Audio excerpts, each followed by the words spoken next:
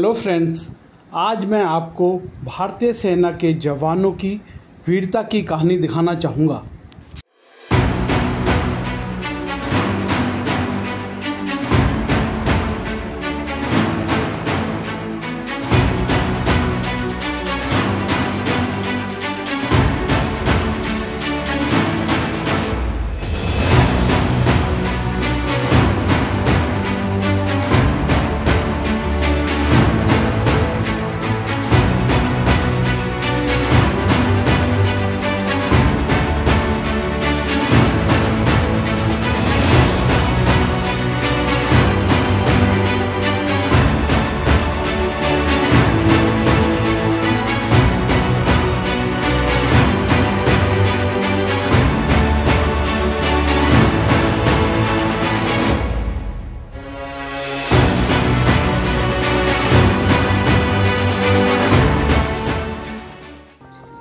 कच्ची उम्र में जिंदगी की शाम आ जाए, ये मुमकिन ही नहीं कि खून पर इल्जाम आ जाए। हमारे गांव में बहनें उसे राखी न बांधेंगी, पलट के जंग से भाई अगर नाकाम आ जाए।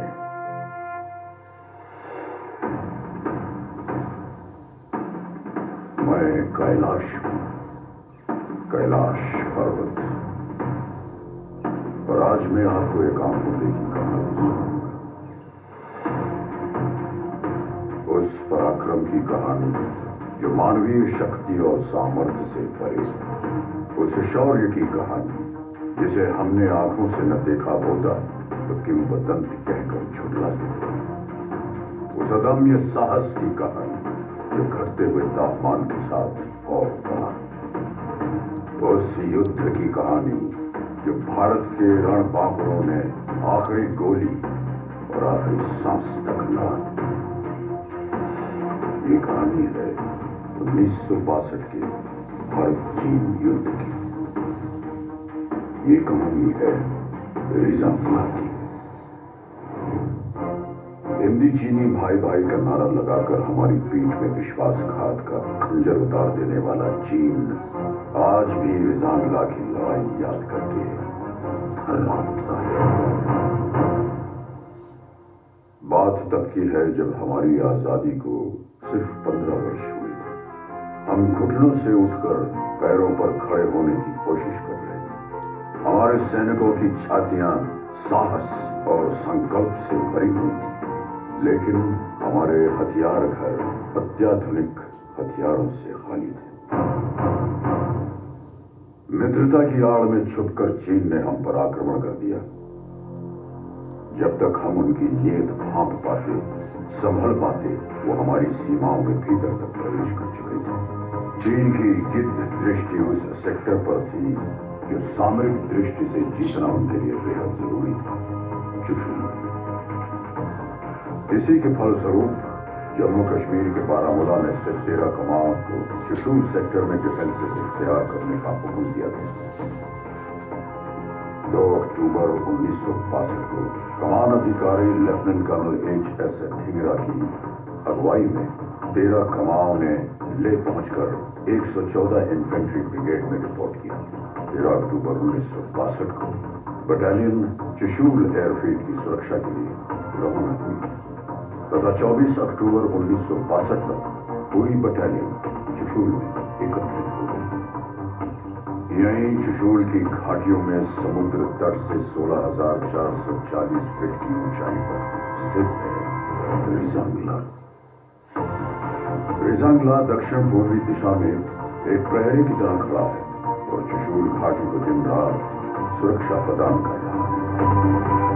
रिजांगला पर डिफेंस इख्तियार करने की जिम्मेदारी मेरे उस पराक्रमी बेटे को सौंपी गई जिसे राजस्थान की वीर भूमि ने महाराणा प्रताप और बप्पा रावल की कहानियां सुनाकर पाला था, मेजर शैतान सिंह। दुश्मन किसी भी वक्त रिजांगला पर आक्रमण कर सकता था। उल्टी गिनती शुरू हो चुकी थी।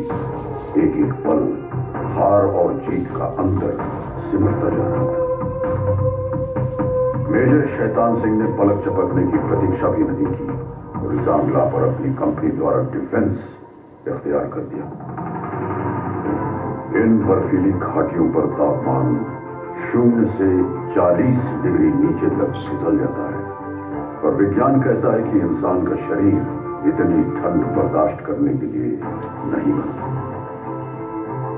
एक बार तापमान न शरीर के अंदर प्रवेश कर गया तो हृदय गति रुकने का डर नहीं। लेकिन अगर कोई ये कहे कि उसे मौत से डर नहीं लगता तो या तो वो झूठ बोल रहा है या फिर वो भारत का सिपाही है।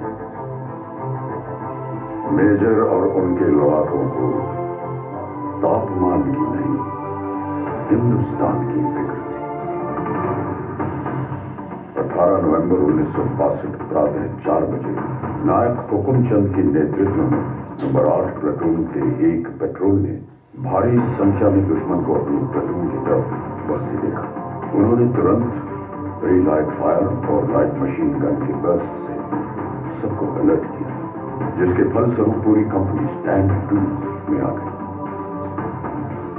मेजर शैतान सिंह ने सभी प्लाटून कमांडरों को हुक्म दिया कि वो अपने अपने इलाके के आगे पेट्रोल भेजें ताकि दुश्मन के बारे में अधिक से अधिक जानकारी हासिल की जा सके। जिसके बाद तमाम पेट्रोल्स ने भारी संख्या में चीनी सैनिकों के मौजूद होने की पुष्टि की। सवेरे 5 बजे दुश्मन ने हमारी नंबर 7 और नंबर 8 प्लाटून पर सामने से हमला बोल दिया। दुश्मन का आक्रमण बहुत भारी था, लेकिन हमारी वीरता को हल्का समझने की गलती चीनी कर चुके थे।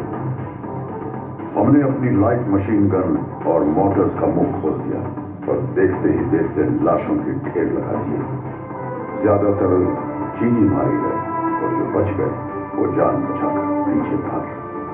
सामने से आक्रमण विफल होने के पश्चात दुश्मन ने दूर से गोलीबारी शुरू कर दी।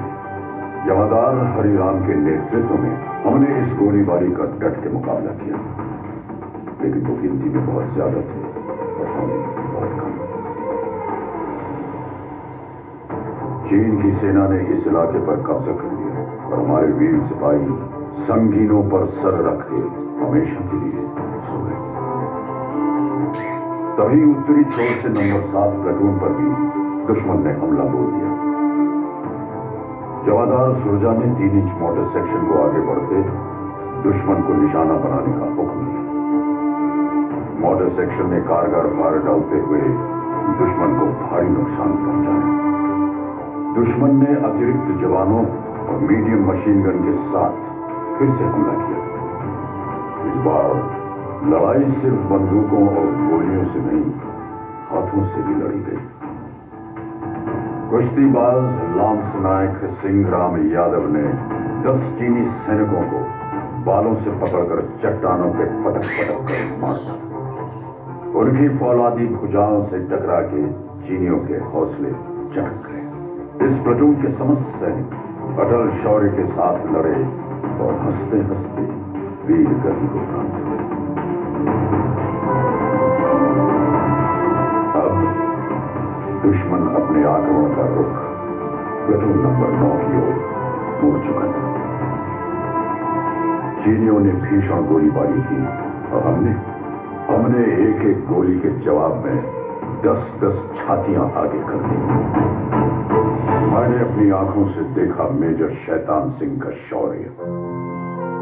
मैंने देखा उस जाबाज का जलाल, देखा कि कैसे उसके सीने से टकरा के संगीनों की धार मुड़ गई और कैसे उसकी ललकार सुन के चीनी आंखों की नींद उड़ गई।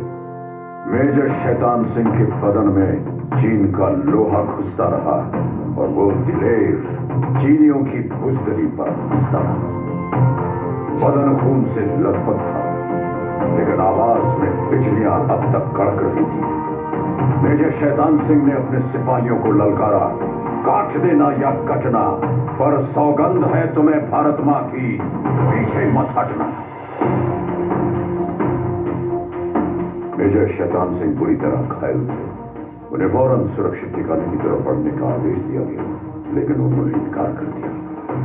उन्होंने नायक रामचंद्र यादव और उनके साथ एक और जवान को बटालियन हेडक्वार्टर भेज दिया ताकि वो दुश्मन के आक्रमण की खबर पहुंचा सके। मेजर शैतान सिंह आखिरी गोली और आखिरी सांस तक लड़े, फिर भारत मां की चरणों में अपने प्राणों की आहुति चढ़ाई। तकरीबन 16 घंटों तक चले इस महासंग्राम में चीन ने 1300 सैनिक खो दिए। चीन के अखबारों में भी भारतीय सैनिकों की वीरता के किस्से छपे। ऐ शहीद मुल्को मिल्लत, मैं तेरे ऊपर निसार, अब तेरी हिम्मत के चर्चे गैर की महफिल में हैं। मेजर शैतान सिंह और उनके साथियों ने चीनियों की हिम्मत तोड़ दी। उन्होंने चुशूल पर कब्जा करने का विचार हमेशा हमेशा के लिए छोड़ दिया। युद्ध के 3 महीने बाद फरवरी 1963 में भारतीय फौजी वहां पहुंचे तो देखा कि बर्फ में सिपाहियों के बदन अकड़ गए थे, लेकिन हाथ से बंदूकें नहीं छूटी थी। मेजर शैतान सिंह को उनकी उत्कृष्ट वीरता, अदम्य साहस, दृढ़ निश्चय और पराक्रम के लिए मरणोपरांत भारतीय सेना के सर्वोच्च सम्मान परमवीर चक्र से अलंकृत किया गया। रिजांगला के युद्ध में वीरता की नई गाथा लिखने वाले जवानों को भी एक अति विशिष्ट सेवा मेडल, 8 वीर चक्र, 4 सेना मेडल और एक मेंशन इन डिस्पैच प्रदान किया गया। इस युद्ध की स्मृति में गठित कमाओं की चार्ली कंपनी को पुनर्गठन के बाद रिजांगला कंपनी के नाम से जाना जाता है। ये युद्ध स्मारक रिजांगला के इतिहास का गवाह है। इसके प्रांगण में आहेर धाम उस पवित्र स्थान पर स्थित है जहां भारत माता के वीर सपूतों का सामूहिक अंतिम संस्कार किया गया। तत्कालीन brigade commander brigadier TN. Raina द्वारा इन वीर योद्धाओं को मुखांजलि दी गई। जो राष्ट्र को धर्म मानते हैं उनके लिए ये स्मारक एक महातीर्थ की तरह वंदनीय है। तुम ही न होते तो दुनिया बबूल हो जाती, जमीन खून से यूं लालाजार करता कौन। हजारों लोग हैं युद्ध जमाने में, लेकिन हमारे वास्ते यूं मुस्कुरा के मरता कौन। रिजांगला मेमोरियल का हर पत्थर एक घोषणा है कि हम भारत के लिए जिएंगे, भारत के लिए मरेंगे। ईश्वर हमारे शत्रुओं पर दया करे, क्योंकि हम दया नहीं करेंगे। जय हिंद की सेना।